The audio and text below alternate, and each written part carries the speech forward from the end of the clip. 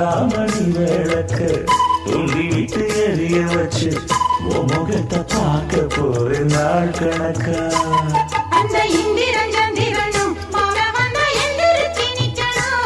அந்த நந்தையும் ஊர்வசியும் மயிலுக்கு தொண்டுகள் செஞ்சிடணும்.